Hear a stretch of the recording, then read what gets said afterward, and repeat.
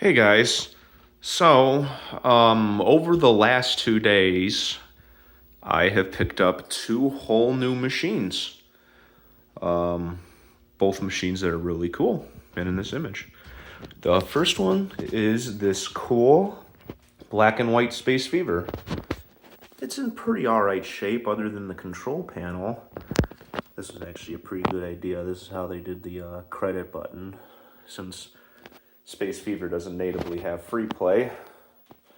This game is working, but the monitor is actually a little bit unhappy.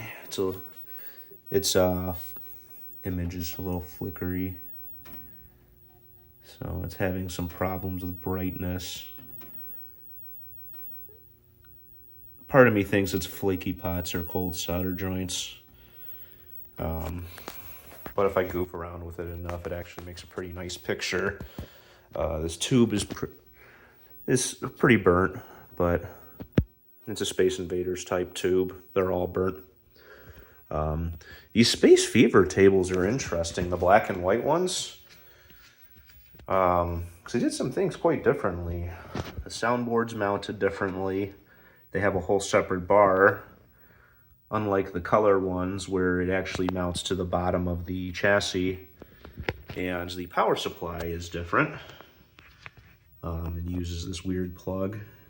It was a JST plug, interestingly enough, not a Molex like the color ones. And unlike the color ones, there's no connector on the top. They use these types of plugs. They still look like they're still Nintendo plugs, like the ones they used on Donkey Kong, Radar Scope, literally everything. But just a slightly different way of doing it. This machine needs a little bit of work. Nothing absurd. It's missing its locks and the hooks. So I'm going to have to make the hooks. But nothing absurd. This is a very nice working machine. And it is currently working better than my Space Fever downstairs. Because the buttons actually work on this one. On mine, all the buttons are kind of gummed up and need to be deep cleaned or something like that. I don't know what the deal is with that yet. The other game that I picked up that you probably saw earlier was this Crystal Castles by Atari. I have some graphics issues going on. Yeah, I haven't gotten to it yet. Also, somebody did some jerry-rigging on the control panel. Oh, well, that's a little flaky, because that just came back on.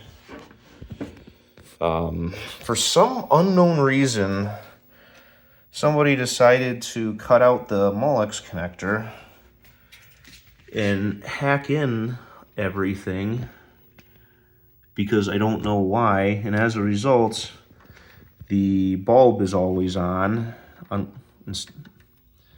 which is not correct. So this is something I'm going to have to fix. I already have the connectors on hand. So I believe these are the correct connector types. I know it's a 12-pin connector. So this is just what I'm going to use. And then for the trackball, I'm going to use the correct connector for that. I know this is the correct type for those. And I have plenty of other machines to reference. I've already been messing around with this because I want to get this working. This machine was part of a trade. It was my understanding that it was working, but it seems to not be the case. No big deal. This can all be fixed. There's not a whole lot that I can't fix with these arcade machines if I'm given enough time and resources. I did already fix the sound on it. The sound was really crackly. It ended up being a bad LM324. Probably one of the most common repairs that I do on these old Atari games. Anytime there's an audio problem, that's always my first guess, is the 324s. A lot of my games have actually had audio problems. Centipede had no audio. That needed a new 324. Asteroids had no crackly audio, new 3204. I'm sorry, 324. Tempest just worked. Battlezone had audio go out on it. It was all crackly. That ended up being one of the TDA 2002s on the AR2. I'm probably most excited to get Crystal Castles in the row.